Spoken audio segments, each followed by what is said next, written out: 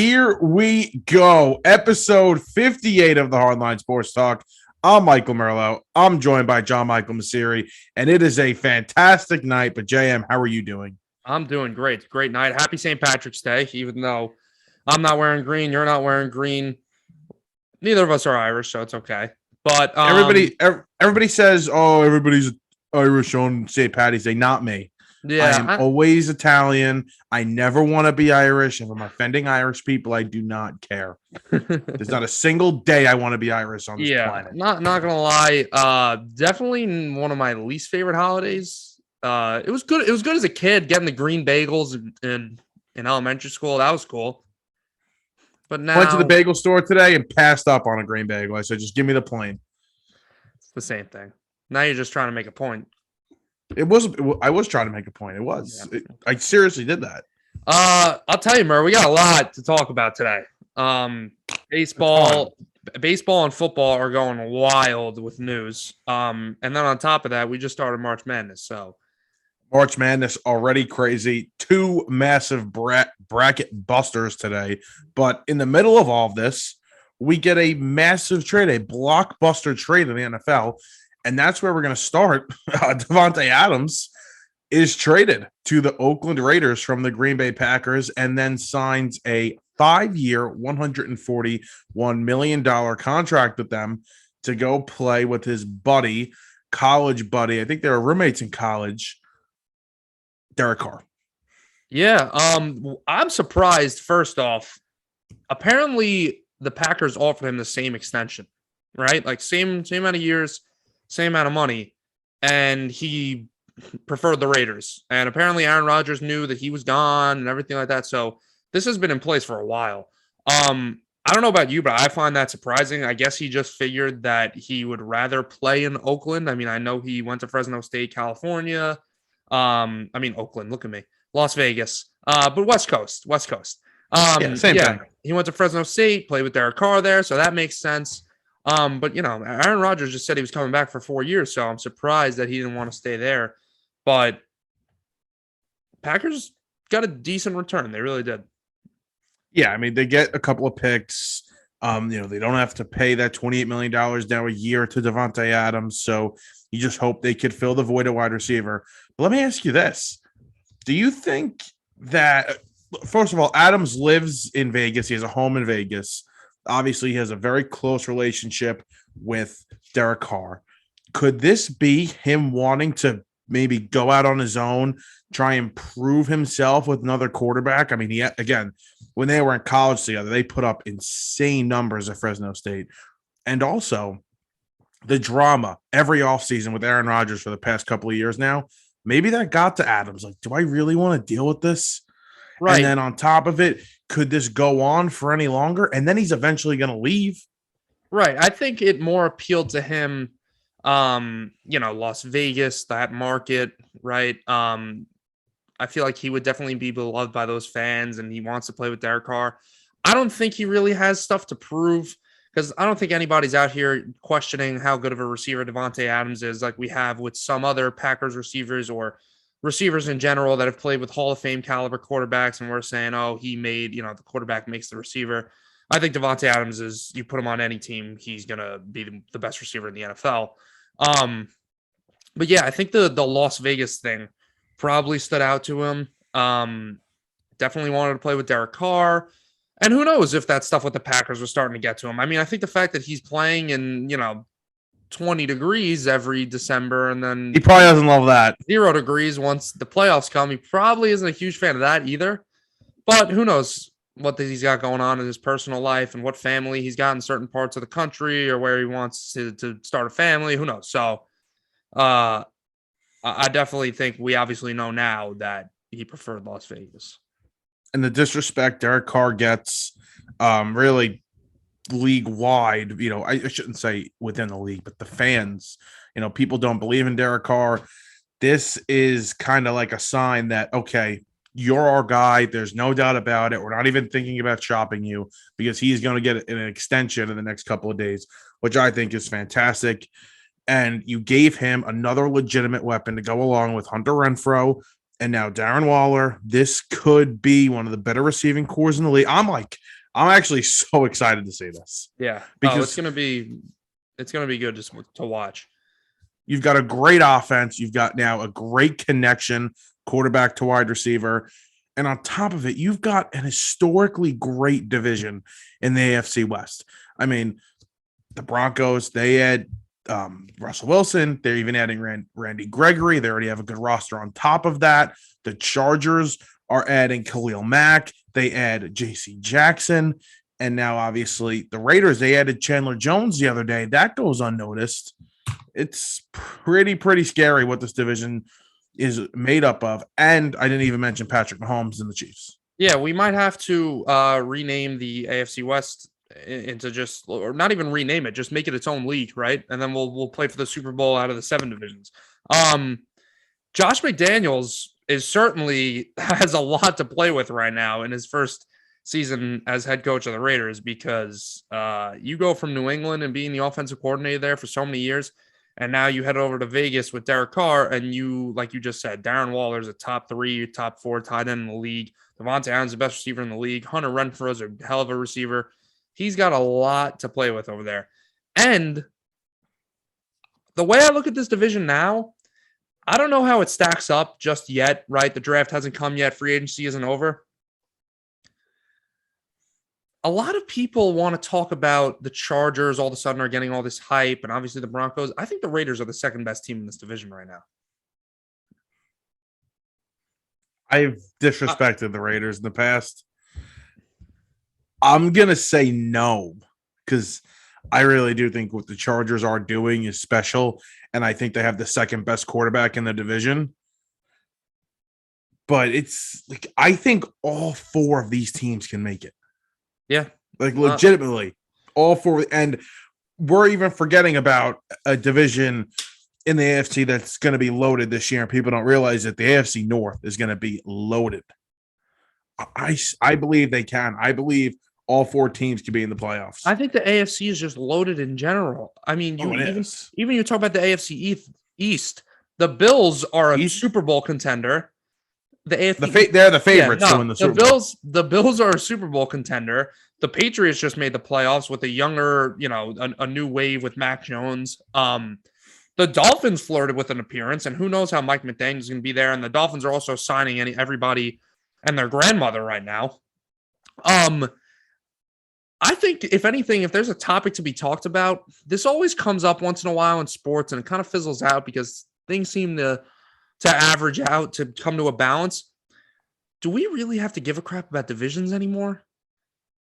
Like, if it was just the top 7 teams in the AFC make it, and it doesn't, who cares if you win your division? Because the AFC South is like a joke.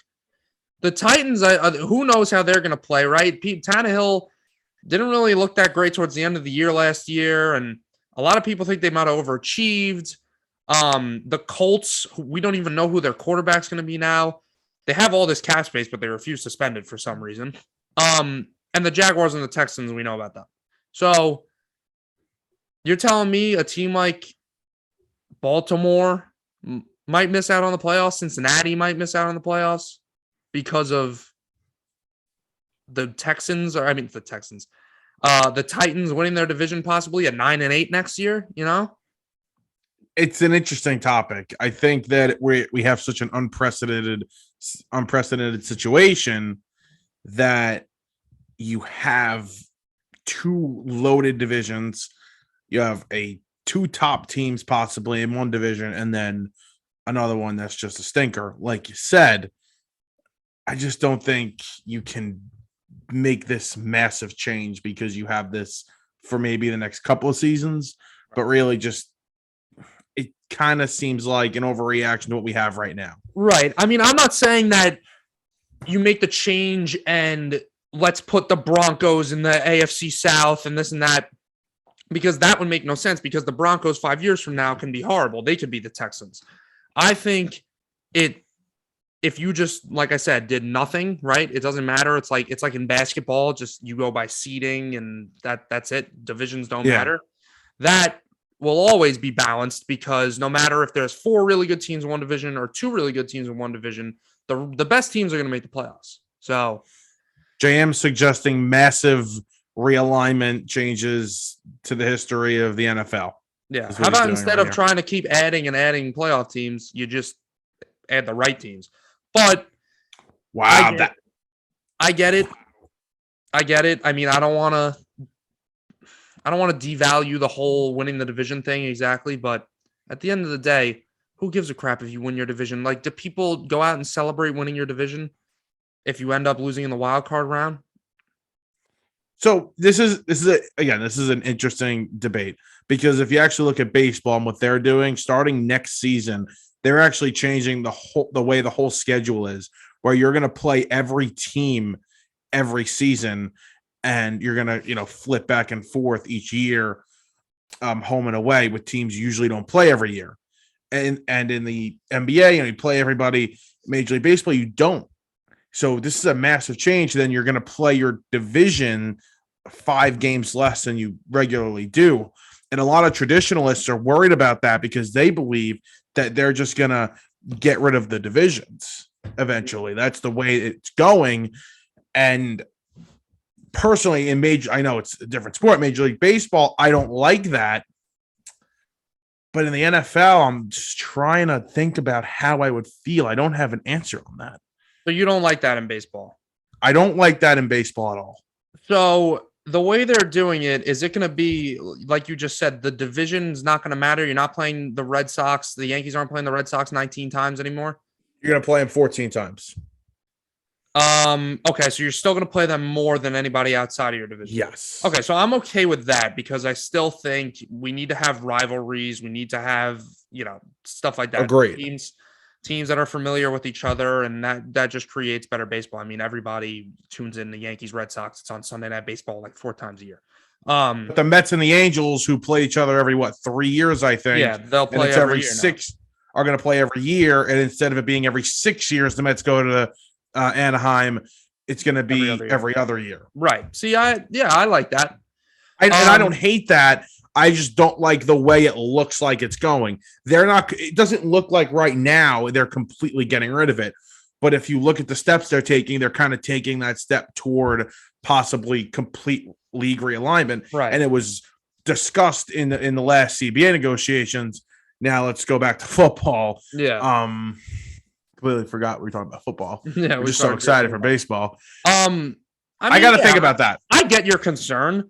I think that the same thing in football, divisional games are important. I don't really know if you would have to alter the schedule that much. I mean, I think you do. I see. That's what I'm trying to, because this is a lot to process right now.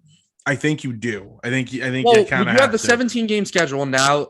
You play your divisional opponent 6 times. The other 11 games, you play an NFC opponent 4 times. So now you're down to 7 games. You play 2 divisions, and then the last division, you don't play 2 divisions. You play 1 random opponent in the other conference now too, with that extra 17th game. Right. You play 3 times you play 1 division in the AFC. So now you're down to 2 games left. I'm just using the Jets as an example. That's why I'm saying AFC. 2 games left. And then those remaining 2 games, you take the team that finished in your place in that division. So the Jets came in last. So they'll play the last place team in the AFC South and the West from the year before. And that's how they come up with it. So if anything, I would say in football, do the opposite of what baseball is doing. If you're gonna, and listen, we're talking hypotheticals here. I don't think this is really being considered that much, but if you're gonna not matter, with the divisions, you're just gonna do seeding, then get rid of the NFC games, the interleague games, and just play everybody in the AFC. How many teams there in the NFC? In each, there's 16. Yeah. That's not. So what's the extra game? I think they could get fun with that then. Then that extra game, you can have your Chiefs-Packers game on Sunday Night Football. You could, instead of avoiding the Chiefs-Packers game and then having Chiefs-Lions. You know what I mean? Like, you could match up. Maybe instead you do 1 interleague game left. Or actually, it would be 2. Because you can only play, 15 games. Because you're one of the teams. So there's 2 teams left in the NFC to play. So the Jets, let's say, would play the last place team and then the second to last place team. Like, you just go based off how everybody played last year. Major League Baseball, just to compare it again, used to do interleague plays random, and there's a lot of it. And it used to be, you play like your crosstown rival if you had one, and then maybe another series against, another. I think isn't that how it went? Another American League team, or was it a division? Was it a whole division? Yeah. It wasn't as common. It Like was interleague play was fun and it was different and it was exciting. Maybe that's kind of like where they're going with. If they were to do this in the NFL, maybe it adds excitement to interleague play, interconference play, where you only have two games, and the Giants play the Jets every year, and then a random game. I think it would be exciting. All right, That's something to propose to the league. It is. I think I'm going to hit up Roger Goodell and hit up. You know what? I don't hate this. Yeah. The only thing I don't like about it is that you're getting rid of kind of a rivalry within a division because you're only going to play your division rival from the past, the divisions now once. But I don't hate it. I really don't hate it. Does it matter though? Like I think the Jets and the Patriots, even though it's not really, we like to call it a rivalry. We just get our ass kicked every year. I still think there'll be that fire, that rivalry feel to it. I mean, it's only 2 games, so yeah, you're right. You're only playing 2 games against each other. So what's the one? Listen, do we really care that much about rivalries anymore? We care about 2 really good teams. I think it matters on the sport, right? We care about 2 really good teams going up against each other. That's all we care about. When the Ravens and the Steelers are really good, we love that gaming. But when the Ravens are a 4-win team and the Steelers are a 12-win team, nobody cares. So it doesn't matter. I hate to agree with you so much, but I really, really like this now. You're right. You're 100% right. Let's put a patent on this, if that's even allowed, and let's go to Roger Goodell and say, listen, we have this idea. Give us the money, and it's yours. The Giants and the Commanders are a nice rivalry. They both suck. Nobody cares when they get together. Yeah. Okay. Let's move on here to Deshaun Watson because there's a ton of news with him. He was, I guess, cleared legally from his civil suits. They're not pressing charges whatsoever. He's good to go. Now, the league could technically still suspend him, but he is meeting with teams. He's met with the Browns, the Panthers, the Falcons, and the Saints. The Panthers and the Browns have now been removed from the discussion, and it's been down to the Saints and the Falcons. And the choice of teams here is sketchy. But I'm just going to say this. It's a good thing that a young star quarterback is leaving the AFC and going to the NFC. It's about time. You need a little bit of parity. It's about time. Yeah, I mean, I'm cool with either one of these. The Falcons are acting very sketchy lately, right? They keep pushing off this whole Matt Ryan $8.5 million or whatever it is. Also, where does Matt Ryan go, right? If that ends up happening, I got a couple of suggestions. He throws his hat in the Jimmy G ring. So, is he going to Indianapolis? Is he going to Pittsburgh? We'll see what happens. I mean, there's a couple other availabilities. Why don't you spit? What do you got? You got a little smirk on your face. Yeah. So we're going to talk about Baker Mayfield in a minute, but he requested a trade, and it'll come up in 1 second. I think a Baker Mayfield, if Deshaun Watson chooses the Saints, I think a Baker Mayfield, Matt Ryan swap makes perfect sense. Wow. I don't hate that. I'm not going to lie to you. If I'm a Browns fan, I'm happy with Matt Ryan. They have a good roster.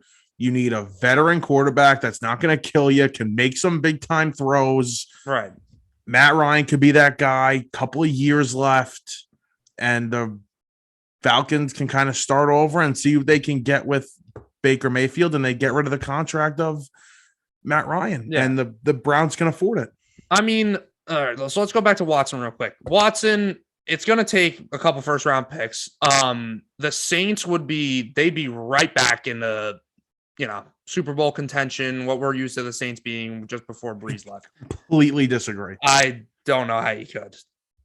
You think Peyton leaving is going to be that crucial, or you just don't think the roster is there? I don't think the roster's there. They don't have enough talent on offense. Kamara's great. I like him, but is that enough? The receivers are very sketchy. They don't really have much except for Michael Thomas. And I'm under the belief that Michael Thomas is a little tiny bit overrated. Yeah, and he I mean, can't stay on the field. Yeah, I get the whole Michael Thomas overrated thing. Maybe not Super Bowl, but I think definitely in competition for that division and make the playoffs. I don't think they come they're better close to the division. All right, you're being a little dramatic here. Jam, just think about what they have to give up. They're going to have to give up a couple of players on defense. This isn't a Russell Wilson trade. This guy's younger and he's better. So it's a few first-round picks. I don't think they're going to have to give up as much as you think. Why not? I think a few first-round picks and maybe a second-day pick gets it done. I think 2 starters on offense or defense, 3 first-round picks, maybe a second or third-round pick. 2 starters? Holy crap.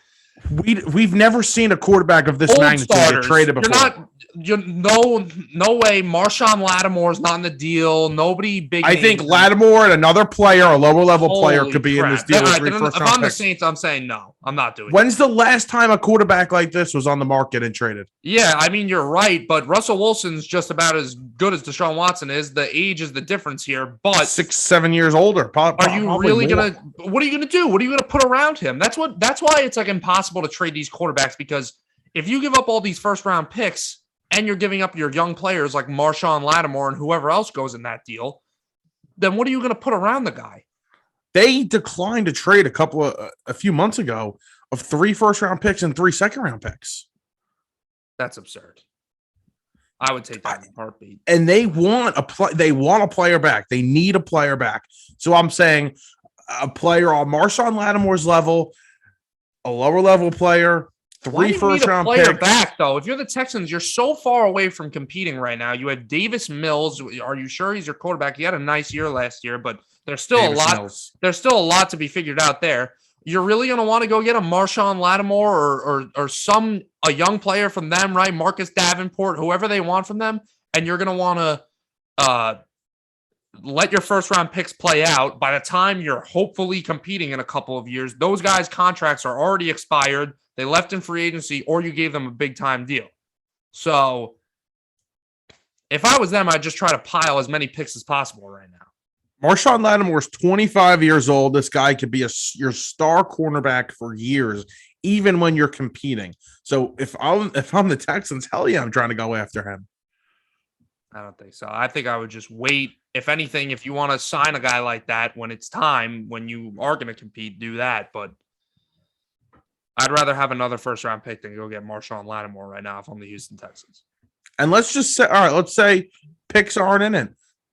Terrence, what's his name? What's his first name? Teron Armstead, not Terrence Armstead. Is there a Terrence Armstead? There was no. I don't think so. Losing it. Armstead, he could be leaving. Their left tackle. Their offensive line slightly sketchy, especially if he leaves. Again, nothing at wide receiver outside of Michael Thomas, and he didn't play at all last year. Not a ton on offense, and you just lost your head coach for the last, almost 2 decades. Yeah. And I like Dennis Allen, their coach now. I really do, and I'm happy he gets another chance.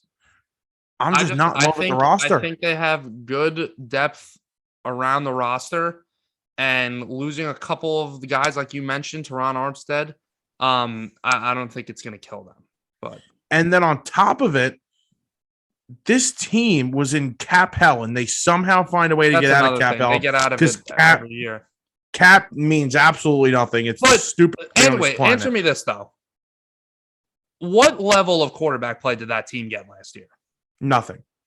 So if you go from nothing to elite, which is what Deshaun Watson is, you really don't think it's going to make that big of a difference that they'll be in the contention for the division and making the playoffs? And I think they make the playoffs, especially in the NFC. You think the Bucs just walk away, though? I think the Bucs walk away. I think the Bucs are walking to a Super Bowl this year, but that's how I feel about the Bucs. And I don't even think that should be a shot at the Saints or Deshaun Watson. But again, you're losing players right now. You're in cap hell, and on top of it, well, first of all, the players I think would go in the trade and draft picks, obviously, that you would lose for this upcoming season. But on top of it, in a couple of years, like you can't just keep kicking this cap down the road. Eventually, it's going to catch up, and Yeah. eventually, all this dead money is going to come up and kill you. So, in a couple of years, why would Deshaun Watson even consider it? Okay, fine. For the next 2 years, you're going to be in the playoffs, and you're going to be, you think you're going to be in contention. Great. What about in 2 or 3 years? Is he just going to walk in free agency and say, "Okay, I'm done. I'm going to sign with a new team"? If that's his plan, okay, fine.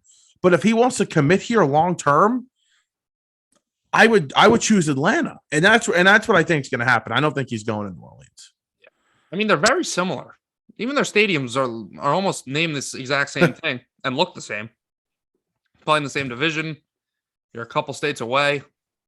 And that was weird too. The Panthers are always involved, and they have a very aggressive owner, David Tepper. But they have a coach on the hot seat, and he's going to be fired, I think, after this year.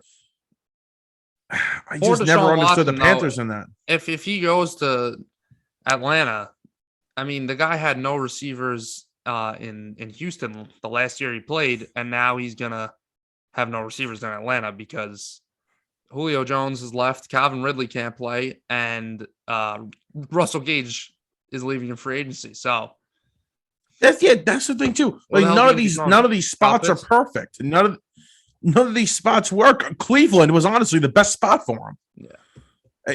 He goes to Cleveland.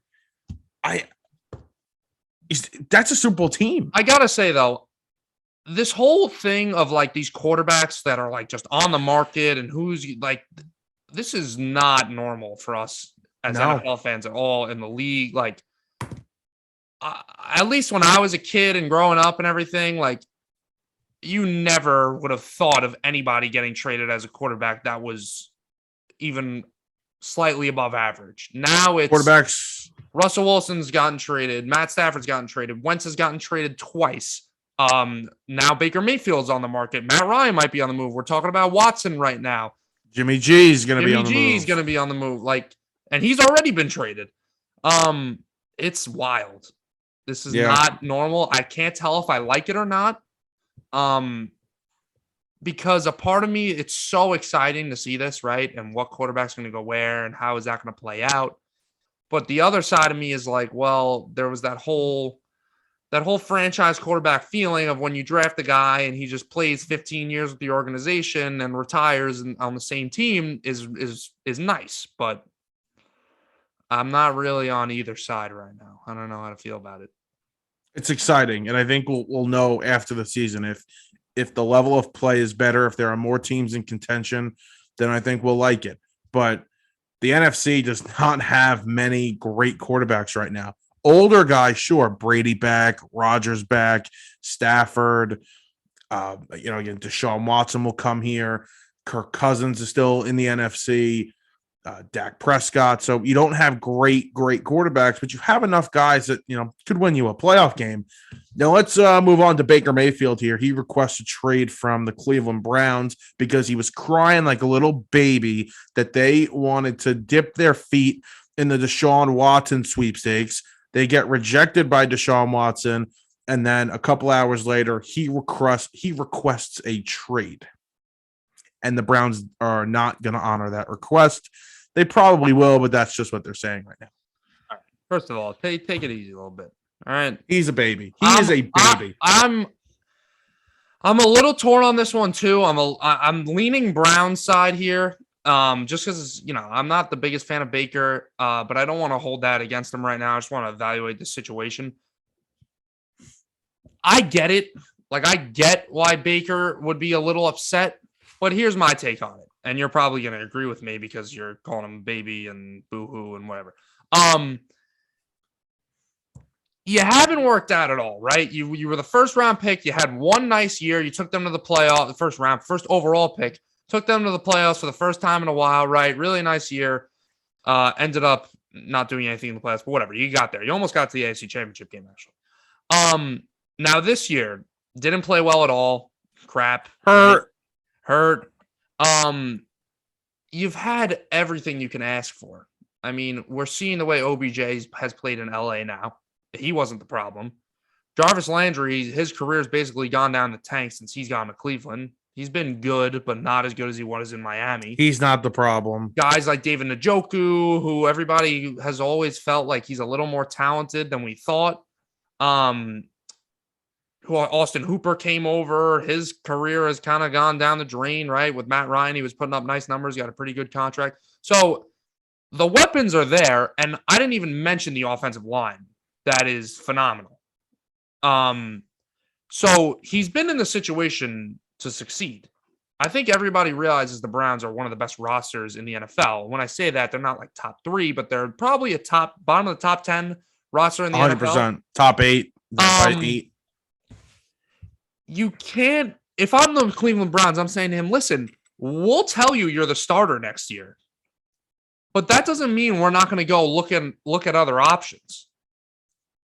It's a business. Like, I'm not going to just tell you, okay, you're the starter and let me put this in stone and just, all right, that's it. I'm not looking at any other options. Like, they should be allowed to look at other options. And if Baker says, well, screw this, I don't want you to look at other options, you should trade me. I think the Browns still have the right to say, no, like, we're not trading you.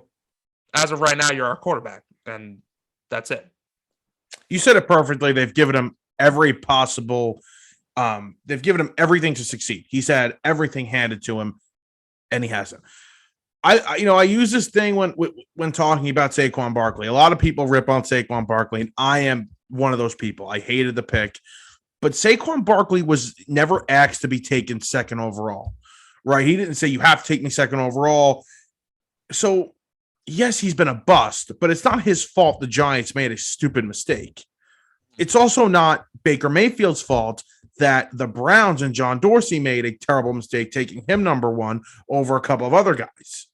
So, Baker Mayfield's a limited quarterback. I think we can all see that. He's been given everything to succeed. He hasn't done that. What more could you possibly ask for? They're trying to upgrade, and I wonder how the conversation went, because this is how it should have gone. The Browns should have went to Baker Mayfield and said, listen, you're our guy, but things haven't worked out clearly. You haven't been on the field, and you haven't been exceptional. We've given you everything to succeed. We're going to talk to Deshaun Watson, but if that doesn't work out, you're our guy. You're our starting quarterback. I mean, let's not forget, like, we're talking about the Cleveland Browns here. Like, the recent success or 1 year of success, and we know, like we just said, the roster's there. Let's not forget that this is a pretty dysfunctional organization. The problem I have with the way they've handled it is the whole publicizing everything. I don't think that was necessary. I think that is a little embarrassing for Baker, and that's why I said I'm a little torn, because I understand him being upset from it.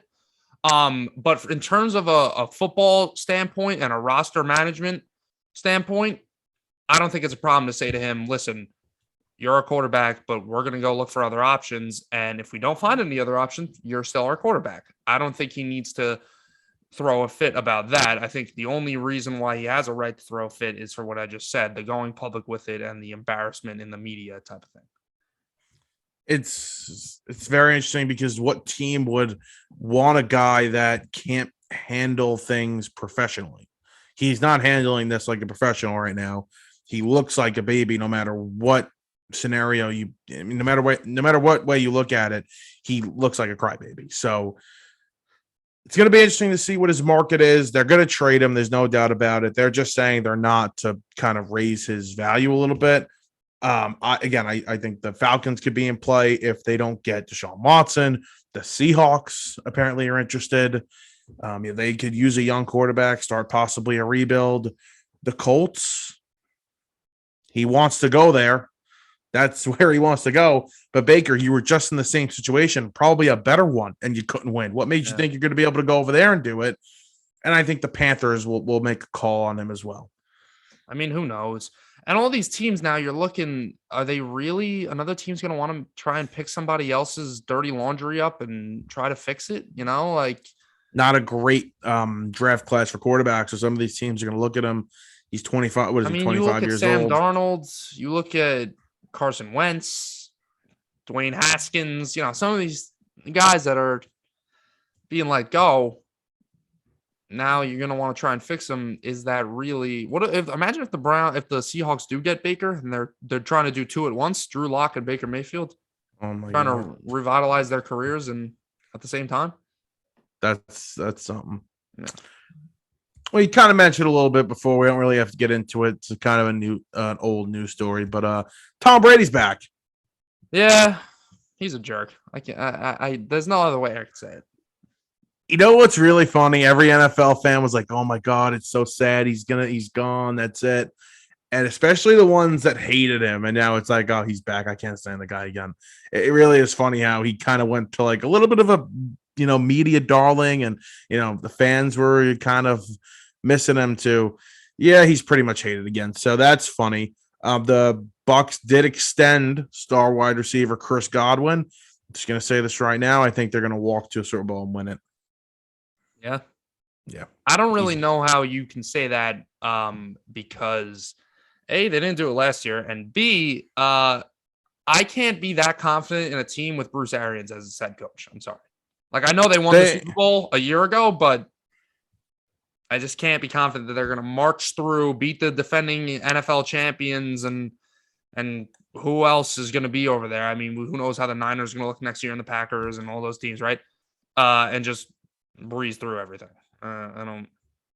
They have listen, they kept Leftwich, they kept Todd Bowles, good coaching staff. Brady is an adult, and if things aren't going the way that he's used to, he's going to have to step up and say something, because there were reports about, schedules not going, the way Brady would have liked. Definitely different from New England, a little more, crazy on like clustered. What's the word I'm looking for? Like not organized. And Brady's gonna have to step up and say something if that's the issue. But I trust them. I think they'll be good.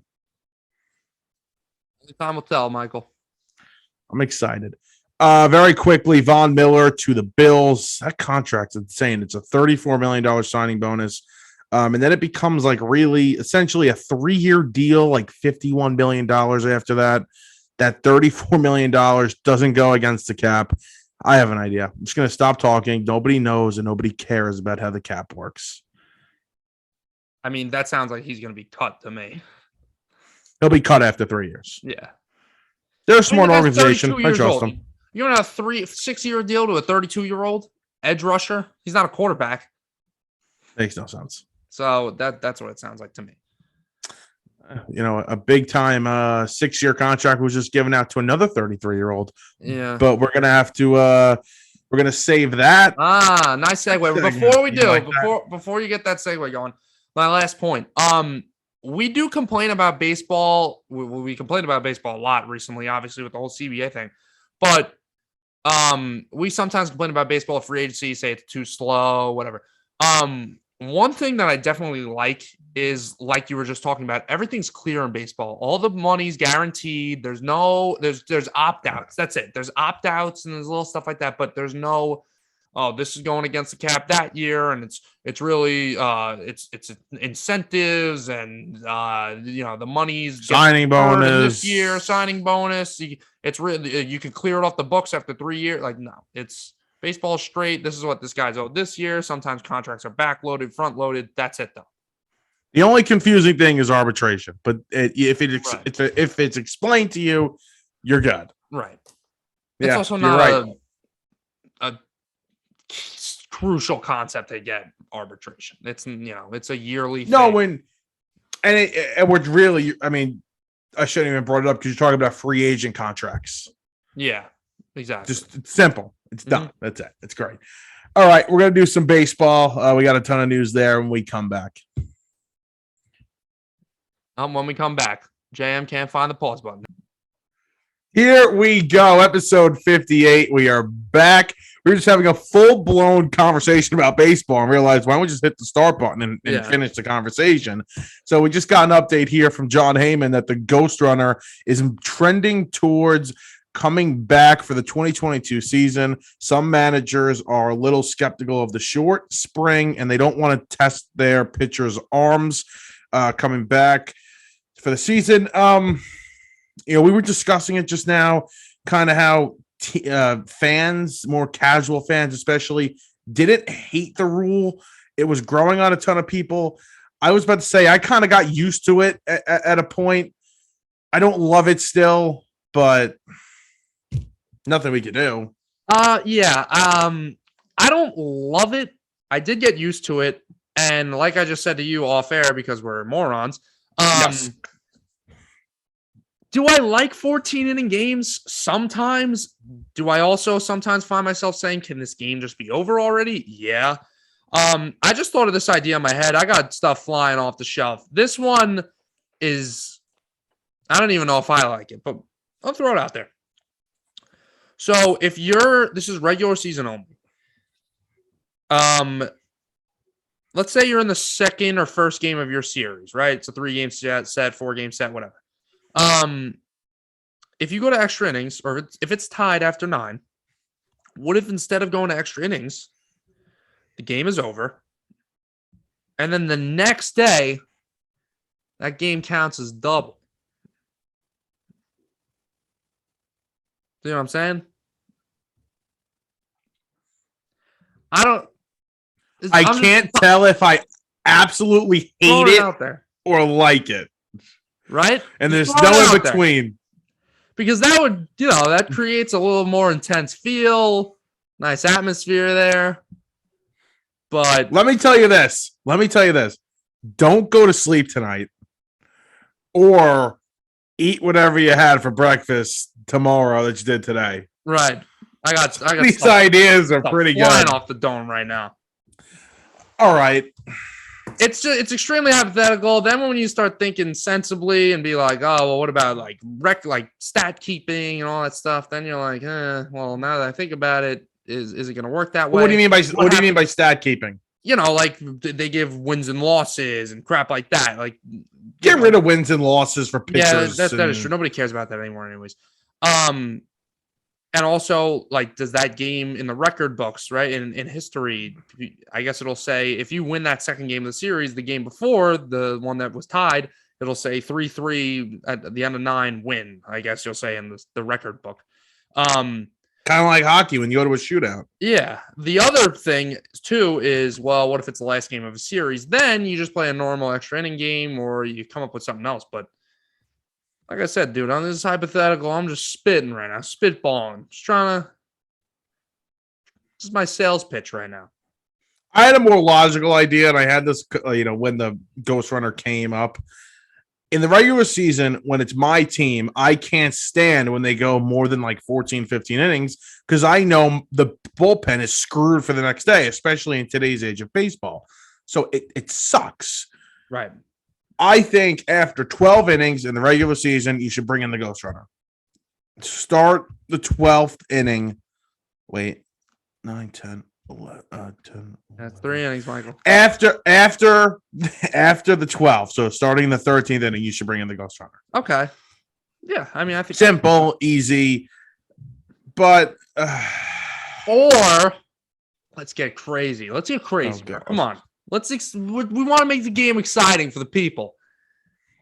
NBA, right? Or NBA. What the hell am I talking about? Soccer, we got penalty shootout. Hockey, we got shootouts, right? Everybody's heard this idea. What if we just do full-blown home run derby? Well, they're doing that in the All-Star game now. Hell yeah. If it's tied after 9, let's go. Bigger derby. Do it in the minor leagues. See what happens. I think they are doing it in the minor leagues. Yeah, let's do it. Like the lowest level of minor leagues, I think they're trying it out. Oh, like the idiot, low rookie, or If there's lower than the Long Island Ducks, they're doing it. Right. Yeah, I think they're trying that out. So you can go see firsthand how you like it. Let's do it. I hate that idea, by the way, but I think it's great in the All-Star game. Okay. But so the Ghost Runner looks like it is coming back. I just love Edwin Diaz coming into a game, and he's got the runner on second, and he loads the bases. It's bases load, nobody out, and he gets the next 2 guys out. He strikes them out on 3 pitches each, and then he gives up the grand slam to end the game. I love it. It's great. It's a great roller coaster ride. But anyway, back to some hot stove talk. We've got Freddie Freeman signing with the Dodgers, 6 years, $162 million. Kind of a shock. We've been over this. Kind of a shock that he's not going back to Atlanta. Atlanta did trade for Matt Olson. We're going to talk about that in 1 second.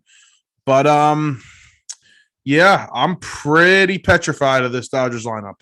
Yeah. I was thinking that too. I was like, oh, well, this sucks because if the Yankees do get to the World Series, the Dodgers might be there. But then I kind of checked myself into reality here, and I was like, well, listen, guy, let's worry about getting to the World Series first, and then Mhm. worrying about who that opponent might be because I haven't been there since 2009. So let's rise. Anyways, I'm happy because the Rays went after him, the Red Sox went after him, the Blue Jays went after him. Like he's not coming here, so that's cool. I wanted him personally for the Yankees, but Rizzo is a talented guy too, not as much as Freddie Freeman, but also don't have to worry about giving a 32-year-old a 6-year contract. Um, Now, how's he going to play into that deal? I think he'll be fine, right? He also doesn't have an absurd contract. This isn't $35 million. I know 27, whatever it is, $1 million per year 27. is crazy a couple years ago, but not as bad now, right? Still a lot of money, but you're not going to be like, holy crap, $27 million. Guys are getting $40 million now. Yeah, the Dodgers lineup is ridiculous. I mean, what other word can you use for it? It's ridiculous. Gavin Lux is going to be like the first guy on the bench, and he's a 24-year-old kid that people thought was going to be a superstar. This team won 107 games, 6 games last year, and one of their players was like a horrible, like -2 WAR guy, and he won an MVP like 2 years ago. If he gets back to that form, and then you add on top of that Freddie Freeman, who's replacing Corey Seager, but he's a better bat than Seager is. Yes. Not by much, but when they're healthy, it's Better bat. debatable. How is that going to work out? Are they going to win 115 games? 120? We know how baseball works, right? They're not going to. Where the best team doesn't always win the World Series. The Dodgers have been the best team in the league for a few years now, and they only have one World Series to show for it. And it was in the COVID year. It wasn't even in a full season. So, yeah, they're loaded. They're stacked. They're scary. I'm petrified of them. But take a look at that pitching staff. Bueller, stud. Julio Urias, I really like Julio Urias. He won 20 games last year. As much as that means nothing. Kind of, I mean, 20-game winner in 2022, 2021 is kind of impressive. And then Clayton Kershaw, who up and down, hasn't been healthy. And now we get news today that Trevor Bauer is most likely not going to be with the team for the foreseeable future. And Dave Roberts even throw out there that he doesn't think he thinks there's a chance he will never be back with them. Yeah. Can we just kick him out of the league? I mean, are we going to keep pushing back and back and back? I know there's, legal formalities and all that stuff, but do we really have to do this every week? Yeah, I mean they extend his like administrative leave every week, and we get an update on our phone every week. It's been extended. This has been going on for like 9 months. Listen, he's a pretty bad person. I'm not going to deny that, but he wasn't convicted of anything. So to make this fair for everybody, they gotta do something. Yeah, I mean, listen, I get the whole innocent until proven guilty thing, and we saw with he's innocent. We saw it with Deshaun Watson. Who knows what the truth is with that case? He's ruled innocent, but only God knows what really happened there. And I'm not saying that with any underlying beliefs. I'm just saying, we will never know. Right. This whole thing with Bauer, though, we'll never know, but let's use a little judgment here. The guy's always been off, right? He's had a couple screws loose for a while. He's not very well liked around the league. He's shady. And unfortunately, with the way things work now with our judicial system, or not even now, just the way it is in general, it's hard. It's really hard to be criminally convicted of like a sexual assault act or something like that. It's really hard to prove that in court. So if this stuff is true, I feel horrible for the girl. So what I'm basically trying to get at is, can we just use our judgment a little bit and not have to go off one way or another, if he's proven innocent or proven guilty, can we just be like, this guy seems shady. This story is disgusting. You're out of the league. Let's use common sense here. Even if you're innocent or not, you're out of the league. And that would come with lawsuits, but MLB will be ready for it. Yeah, it's definitely an interesting situation. I don't know what the end game is, because they do have to field a baseball team. They do have to get ready for this season, and they need answers at their starting rotation. Surprisingly, they lost Scherzer, and the depth has kind of dwindled a little bit here. So if they're not going to be with Bauer this year, then they're most likely going to have to make another move. They just signed Danny Duffy to, I think, a contract a couple minutes ago, but they're going to need another starter of substance here. I think a number 3 starter. They might not be able to make that move toward the deadline. What? Number 4 starter. Buehler, Kershaw, Urias. See, I don't know if this is a hot take, and I'm about to look at the numbers here. I don't know how much I trust Kershaw. Oh, come on. When are you going to look at the numbers? Guy hasn't had over a 4 ERA his whole career. 120 innings last year. COVID. I mean, if you want to talk from a 78. Wait. If you want to talk from a health standpoint, that's a different conversation. Is that what you're getting at? Because performance-wise, he's easily the second or third best guy in that rotation. It was definitely health part of it, but I thought, I'm looking at this year, 2021, he wasn't his normal self, but he was still solid. I don't know if I could call him a 2, but he's definitely a 3 there. So that's my bet. He's a 3 with the year he had last year, a 115 ERA plus in 120 innings, a 3.55 ERA. Pretty good. And 2020 was that 2020 season was. Okay. So am I. What do you think with this whole universal DH thing? Is this going to rise ERAs in the NL a lot, or do you think it's just going to make a slight difference? I was having this conversation with somebody. It might have been your brother. I think the elite pitchers will kind of stay the same. I think Scherzer and DeGrom and like Corbin Burns and guys like that, they'll stay around the same of what they normally is. DeGrom, not like in the ones. He's not going to be in the ones. I'm talking about like 2.5, 2.7 around there. Yeah. I think it'll stay the same, but I think like Stroman. I think Stroman's ERA is going to be in the high 4s this year.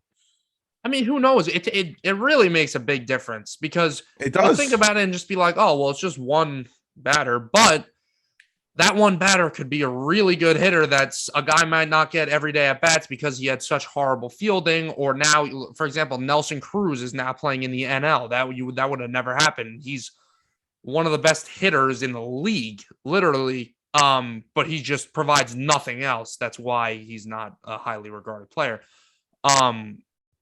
Very highly regarded player. He's not a superstar, but he's definitely a very good player. Yes. On top of that, you have 8 and 9 hitters, right? In the NL, that 8 hitters up, the pitcher's on deck in the 9 spot. You intentionally walk that guy, you get the pitcher out. You just avoided 2 guys to pitch to. Now you have to pitch to both those guys, right? You have to pitch to the 8 hitter and you have to pitch to the 9 hitter. So it makes a difference. That's 2 guys. That could be 2 hits. I'm very excited for the DH in the National League. I know we just had it, a couple of years ago, but it was only for 60 games. I'm pumped. Let's go. And for the Mets, it sets up well for them in 2022. So let's have at it, Mm-hmm. Where were we? All right, enough of the Dodgers. Free agency. Where we? One second. Where are we going? Dodgers. Is this like the best? Do you think this is the best lineup past decade? I know it's a tough question. Like last 10 years, is this the best lineup? Off the top of my head, I'm gonna say yes.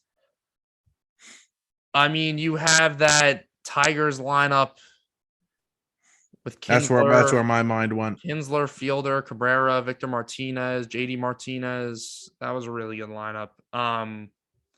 Torrey Hunter. I mean, who recently has had? I mean, the Yankees have had some good lineups, but in the past decade, no. Astros. Astros had a really good lineup. Um, I I don't think so. I mean, the Red Sox. No, I don't. I really don't think anybody had a better lineup than them. On paper, this has got to be. I mean, you have Trey Turner can win an MVP. You could have made an argument he should have won last year. Freddie Freeman has an MVP. Mookie Betts has an MVP. Cody Bellinger has an MVP. They got MVPs all over the place. Max Muncy's a top 3, top 4 first baseman in the league, and he's not even going to be playing first base anymore. Will Smith's Smith's a top 5 offensive catcher in the league. They are everywhere. Chris Taylor, AJ Pollock, Gavin Lux are really not. Justin Turner, really nice pieces to go around there. Yeah, it is. It's How many of those guys did we just say they appeared on a top 10 list that we made? Catcher, Will Smith did. Freddie Freeman did. Max Muncy. Shortstop. Who's their shortstop? It's going to be Lux? Oh, no, sorry. Trey Turner. Oh, my God. Yeah. Trey Turner. Trey Turner appeared on the list. Justin Turner did. Mookie Betts did. Chris Taylor did. Bellinger, who literally could be the second, he could be the best hitter in the lineup, Bellinger, if he gets his act together. Yep. And then Pollock would be like a fringe guy if he has another year like he had last year. It's ridiculous. It's unbelievable. It's World Series or bust easily. Like, if they're not in the World Series, yeah. I mean, can you imagine if they didn't win it in 2020, how much pressure they'd have on them too?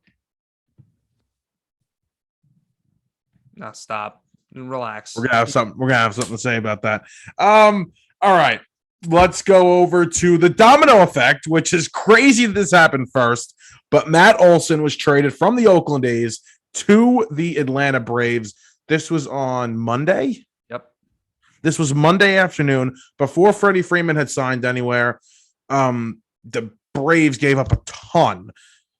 Christian Pache, their top overall prospect, their second overall prospect, and a couple of other guys to go get him. And then a couple of days later, extended him 8 years, $168 million. I'm going to throw like a hypothetical at you from a Mets fan perspective. This is like the Mets winning the World Series with David Wright in his prime. Okay. So you know it's a hypothetical. And then letting him walk in free agency and trading for Evan Longoria. Yeah. So emotionally, I'm hurt, right? Because this is your, a guy that came up through your system, has been your franchise player for all these years, finally gets the World Series, and you let him walk, pay him. I understand the Braves' pain because Braves fans' pain, because I would be in that same situation, but you gained a better player for more years and cheaper average annual value. It's a video game-esque move, honestly. Yes, it is. It's JM, I cannot believe it happened first. I cannot believe that they traded him and it was to the Braves before Freddie Freeman signed anywhere. And the Braves didn't even let Freddie Freeman's camp know it was happening. Yeah. It's a little crappy that it ended like that. But I don't know how the Braves are doing it. They're just getting these, Albies, they got it on a long-term cheap deal. Acuna, same thing. And now Matt Olson. I mean, Matt Olson hits the market at the end of the year. He's getting $30 million plus. They got him at 8 years, 168. That is fantastic. That's $22 million. Yeah, it hurts a little if I'm a Braves fan, but it also, like we just said, I'm excited. Better player. Freeman got his money. He's from California, right? He gets to go back over there, play. Does California have good tax laws? Oh my God, they're terrible. They're horrible. Country. Florida and Texas, that's where you want to play, right? Especially Texas. Yes. Yeah, Texas. Oh boy. Yeah, the Braves, I mean, who knows what they're going to be? It's like 13%. It's like a 13%. What do you think about the Braves next year? Because I don't think anybody's really looking at them as like a powerhouse. I still think that, they obviously won the World Series last year, but I think everybody agrees that they overachieved last year and went on a nice run and ended up winning it all. But when you look at the roster, Are they going to be able to duplicate that? It's certainly going to be really hard to. So I think it's going to be a dogfight for the division all year long. Yeah. Between the Mets and the Braves. And the Phillies, I don't think will make the playoffs, but you're going to get mad at me. I think the addition of Schwarber, I think another move to get another bat here. They'll compete. I don't know if they'll make the playoffs, but they'll be stingy, win about 80 games.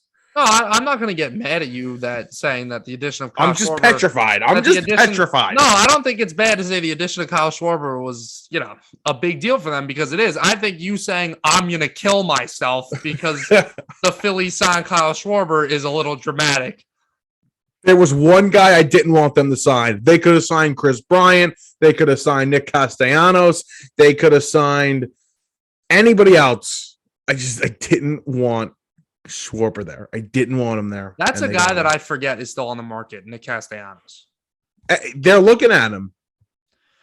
Merlo. Phillies might add him. Merlo. Gene Segura, Kyle Schwarber, Bryce Harper. Those, Gene Segura is a solid leadoff guy, decent hitter, right? Kyle Schwarber. Hold on. Gene Segura is Derek Jeter in the playoffs versus the New York Mets. Okay. He's literally the second coming of Jesus Christ. With you, I can't take you Met fans, man. Everybody apparently is the best. Everybody kills us. I'm so serious. So maybe they're not the problem. Maybe it's your team. Maybe they're not the problem. Oh, look. I'm pulling up Gene Segura's numbers against the Mets right now.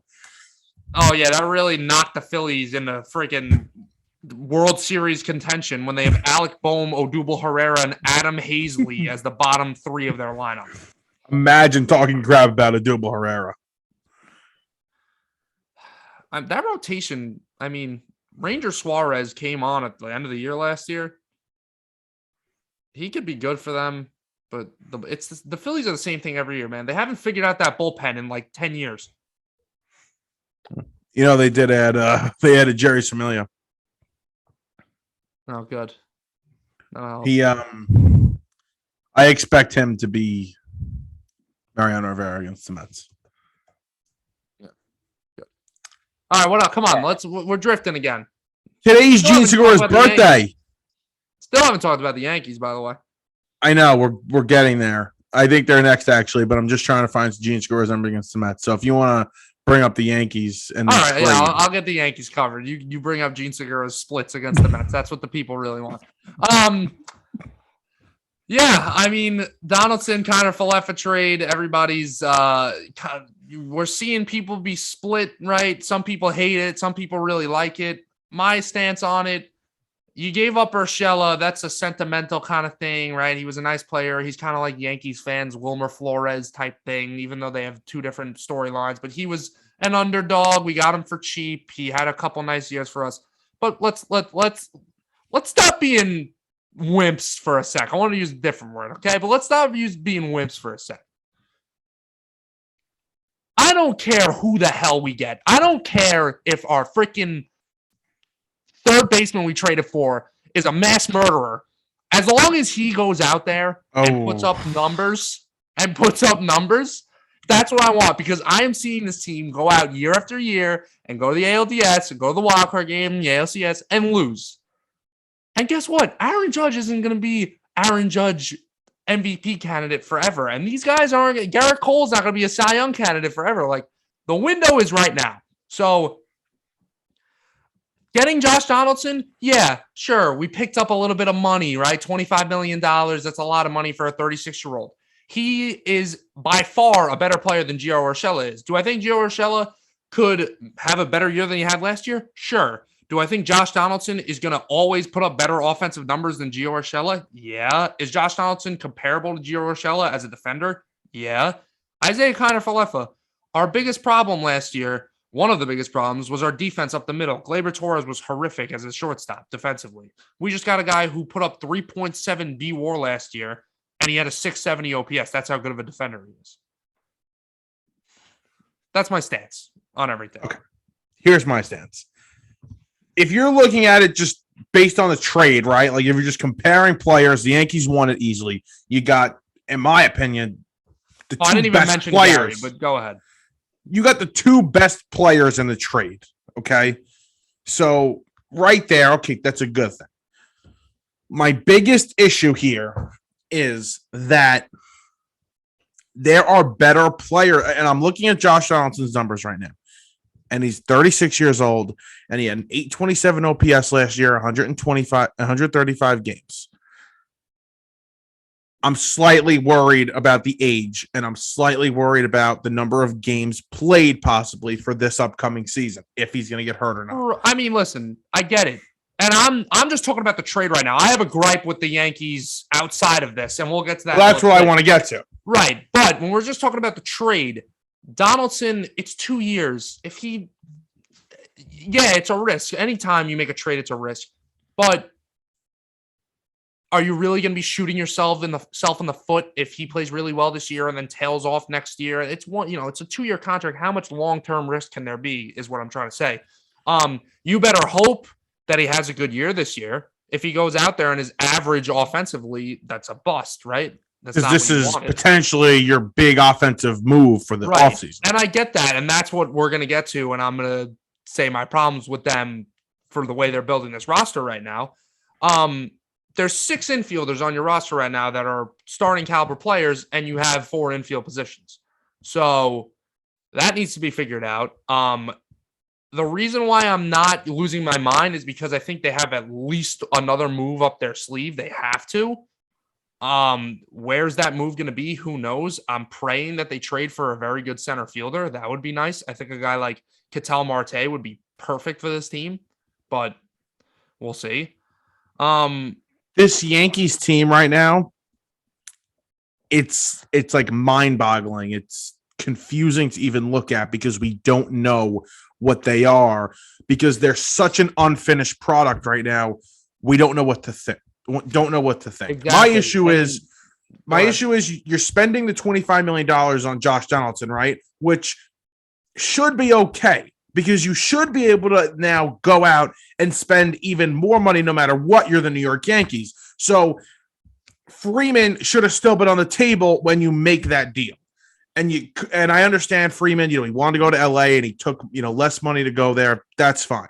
There should have been I don't like the feeling for the Yankees that you make this move and then you get Rizzo and you're over the tax, but that's it. You went over the tax by so much to get these 2 guys. I get what you're saying completely. And that's my problem is a lot of Yankee fans are saying from a sensible standpoint, well, we go through the luxury tax. Like everybody's saying how Steinbrenner's cheap, blah, blah, blah. My problem is, yeah, we go through the luxury tax, but it doesn't feel like the roster doesn't match the payroll, right? The Yankees have a 258, whatever the number's up to now, $1 million payroll. They're over the threshold. But this isn't a Dodgers lineup, right? This isn't a Dodgers roster or an Astros roster or whoever. Because when I look at this team, we just re-signed Anthony Rizzo, and the big acquirement we've gotten so far this offseason, we just said Josh Donaldson. This is a team that limped to the playoffs, basically. Your general manager called unwatchable. That he called an unwatchable team. We just got into the wild card game because we got hot at the end of the year. We had a nice little stretch, and then we got our asses kicked in the AL wild card game. And we haven't won the division. We've won it once in the past 7 years or whatever it's been. Why can't... I understand that you need to be fiscally responsible and all that stuff. And Hal Steinbrenner doesn't completely own the team, right? He's not Steve Cohen, where he basically owns 100% of the team. He can just do whatever he wants with money. And he also doesn't own a hedge fund, right? He basically is just rich off the Yankees. Blow through it. Go get Freddie Freeman if you really want to win that World Series like that badly. Make that splash. This many years. I sound like a spoiled Yankees fan, but I don't give a crap. I am a spoiled Yankee fan. Go and break through that how many freaking thresholds you need to break through in order to put an elite team on the field. Not let's re-sign Rizzo. Hopefully he has a good year, right? Or Joey Gallo played bad with us, but you gotta expect that he's gonna play better over a full season. You gotta think that DJ's gonna bounce back. You gotta think that Glaber's gonna bounce back. Why does there have to be so many guys? You got it. This is going to happen. Like, let's just go out and get a freaking elite team because the roster doesn't match the payroll. I'm gonna compare them to the Mets for a second. We expect DJ LeMahieu to bounce back and have a good year. We expect Joey Gallo to play better than he did in the second half when he came to New York. We expect Rizzo to play a little bit better than he did when he got here. He got off to the hot start, but finished, poorly. We expect all these things, Glaber, and there's a lot of ifs. And these guys are going to be starters, like main pieces to this team. And if they don't bounce back, if they have similar years to last year, it's a repeat of 2021. I'm going to compare him to the Mets for a second. Dominic Smith had a terrible year last year. They were relying heavily on him. What happened? The Mets were terrible. Same thing with Jeff McNeil. Mets were terrible. Michael Conforto, he was terrible. The Mets were bad. Dom Smith's a bench player. Jeff McNeil is a rotational platoon guy at this point, and Conforto's gone. So the Mets made moves, and they're not relying so heavily on these guys. They like to have them bounce back. They're going to have opportunities to bounce back, but not opportunities where you're living and dying off of these guys to bounce back. The Yankees are living and dying on the fact that DJ LeMahieu is going to get back to an 800 or better OPS, which, I don't know how many times he went over 800 in Colorado, but still, you know what I'm talking about, the MVP type level of DJ LeMahieu. We've only seen that for 2 seasons in New York, one was a COVID season. I get exactly what you're saying, and that's why, I can't think that the Yankees are done. Because, like you said, there are too many question marks. I mean, let's break it down from position to position, and we're just talking about the lineup right now. We haven't even gotten into the pitching staff. Your catcher, right? Kyle Higashioka or Ben Roltvedt. I don't even know how to say his name. Those two guys, you platoon them, right? They're not really everyday players, either one of them. They're hoping that Roltvedt can be eventually turn in one as a young guy, but I'll eat that. That's fine. Catcher, that's not a crucial position to have figured out. As long as they're good defensively, it's okay. First base, you got Rizzo, right? Fine. Good player. You basically know what you're going to get out of him. Second base, I don't know who the second baseman is. I guess you say it's Glaber, because I guess DJ's the swing guy where he'll just fill in for who has an off day or whatever, and you try and play him basically every day. He's got to play every day. He has to. Glaber, what is he? We don't know.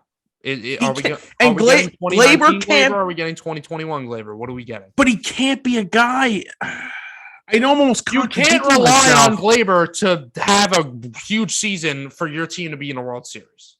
But do you want him on the bench? Do you want him being a guy that's coming in every other day? Somebody's gone. Somebody's traded. He's got to be the guy that goes. Him and Voit should be gone. I don't want Glaber to go, but if you can get something back for him or package him in something for something better, sure.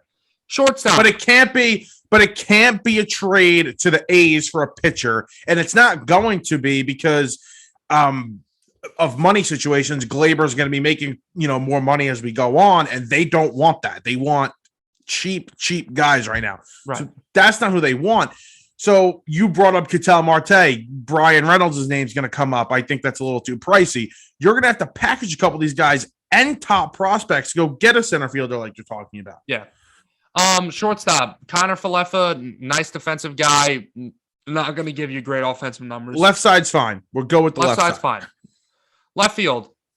Who's going to be playing left field? Gallo will probably be the opening day starter, right? And Joey Gallo's nothing to frown upon in your lineup, right? That's a guy every team would like to have in his lineup. But of course, how good of a year is he going to have? Because last year he had a 710 OPS when he was with the New York Yankees. Is that? And he's the least. Most likely not. He's if I have a lot of question marks about a lot of guys, he's probably the guy I'm the least worried about. Right. I'm not too worried about Joey Gallo bouncing back. Now, this might be the biggest question mark on the team, center field. Right. Aaron Hicks is coming off an injury. He hasn't played well when he's been healthy as of late, which is rare, right? He's constantly finding himself on the IL. His defense has gone down, right? He's always been considered a great defensive center fielder. It seems like that's starting to fall off, especially with the injuries and the age. So the middle of your the field is a question mark. I mean, second base and center field. Those are two positions we're talking about already, and then catcher, right? You go from the center field wall to the home plate. Those are three positions that you're worried about. And then right field, we know Aaron Judge. But what's going to happen with DH? Is Stanton DHing every time? Is Stanton playing left field a lot? Like, there's a lot of And they've question said marks. no. They've said he's not DHing. There's a lot of question marks in the lineup. And then we mentioned Luke Voigt. Is he going to be a bench guy? Are you trading him? Who knows what's going to happen there? Then you move over to the starting rotation. Luis Severino, can you really rely on this guy to be a number 2 starter when he hasn't been healthy? Most likely in 3 years? I mean, he's capable of being a number 1 starter, but you can't rely on that. Like you just said when you talked about the Mets, this is what I'm not like, holy crap, the Yankees are going to suck, because there's these question marks, but they're called question marks because they can be one way or the other. It can go right for them, and this team could be a World Series contender if a lot of these things check off. But a lot of these things can also have X's through them, and this could go south. And with a $260 million payroll, is that really the level you want to be at? You should have a lot less question marks than you have right now with the rotation, the lineup, and the bullpen.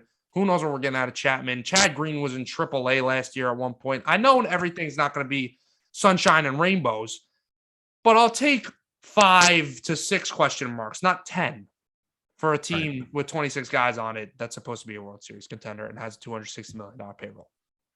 That's it. It's going to be very interesting to see what the next episode, this team should look. I think the team's going to look a lot different. I hope so, and I hope it looks a lot. I think it could be a couple of. I don't even think it could be one move. I think it's going to be 2 moves that are made here, 2 trades. Mm-hmm. So that'll be interesting to see. I'm excited to see what happens with the Yankees. And like we said, the A's fire sale that continues. We talked about Matt Olson being traded. Sean Manaea is going to be on the move. Frankie Montas is going to be on the move. Those are 2 guys the Yankees are targeting. They are interested in him. The Mets made a trade on Saturday for Chris Bassett. They sent 2 minor league pitchers over there. And, I mean, right now it looks pretty good in Metland. Very quickly, this vaccine rule mandate, I really don't feel like getting into it. But as of right now, unvaccinated players on the Mets and Yankees cannot play home games. That's not good. They could sit in the stands and watch the game, though. Yes, they could. That's fine. They're in Florida right now, all together, 24/7. They can go out unvaccinated to a bar with the vaccinated people, but not play the game. Nah. My issue with this is that there's no science behind any of these decisions. It's just It's just there. Mm-hmm. And that's where we'll leave it. The teams, I said this before, that they're acting very nonchalant about it, so they must know things that we don't know. So hopefully it gets resolved. And the same thing goes for Kyrie Irving as well. But I think they're going to find a way to screw Kyrie Irving and not the Mets and the Yankees. The Blue Jays, they make a trade for Matt Chapman. They are absolutely going for it. Our 1-year anniversary is coming up. Oh, right. I believe, what did you say? Is it 29th or something? It's late March. Late March. We got to do something special. I don't know what we're going to do. Yeah, we should. You just reminded me with you said they're going for it, whatever. We got to do another. That's how we started our first episode ever. We did our little MLB season preview. So that's going to be coming again. We're going to be giving our predictions, awards, the division by division, World Series, all that good stuff. I'm excited. But we're going to hold off on that as much as we can because Carlos Correa, Trevor Story, Nick Castellanos, blah, blah, blah, still haven't been signed. So who knows where they're going to end up. Yeah, the next thing on this list here, quick, was that Carlos Correa was offered 10 years, $300 million from the Orioles. This is true. I didn't see that. Are you kidding? Yeah, apparently. I read in The Athletic. Hell yeah. I love that. I'm tired of look at the A's right now. Oh, we don't want to pay anybody, so let's just trade everybody away. When you have it, the Reds, they really wanted to. The Reds, that's pathetic. The Reds are pathetic. Letting everybody go. You know what's funny about the Orioles, though? I feel like this is very self-inflicted, where they were genuinely trying to tank, but I don't feel like they were trying to cut payroll because they were cheap. I think they were cutting payroll and trying to tank because they realized they needed a restart. Yeah. And I'm confident that they're going to move back into relevancy once they, seriously start to see some strides. I mean, they've given out money before. Obviously, we know Chris Davis. They just gave it out to the wrong people, and it hurt them in a big way. And that's exactly what you said. They wanted to just reset. I don't think this is a poverty franchise like the Indians and the Pirates and the Reds and the A's are. Like, I think they're a serious franchise that cares about winning. They just got to get to that spot. Right. And the last thing here, Chris Bryant. This is another poverty franchise, and the Rockies, a 7-year deal for $182 million. They didn't want to pay Nolan Arenado. I have so many questions. I have so many questions. Essentially, this is what they did. So they gave the Cardinals $50 million and a bunch of prospects.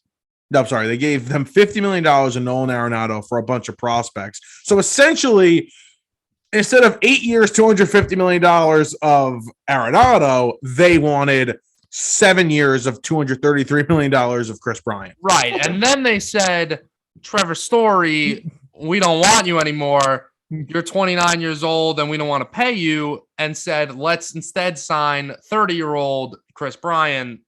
Right. And bring him here. Just so good in Colorado. Listen, they talk about Colorado smoking weed over there. I'm sure they got a lot of it in that Rockies front office. And I fully expect Chris Bryant to hit like 35 home runs. Oh, yeah. 280 batting average, 900 OPS. Big time year from Chris 63 Bryant. 63 and 99, 4th place, 5th place in the NL West. Yeah. It's good. Good. It's good. This is a good episode. Yep. We didn't even get to talk about the Mets. We'll save the Mets for another time. That's okay.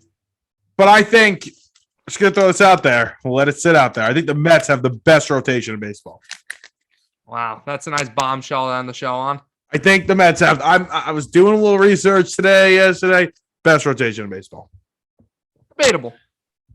I gotta do my research. Let me do my research and get back to you on that. We'll have that debate another time, but we will talk to you guys next time.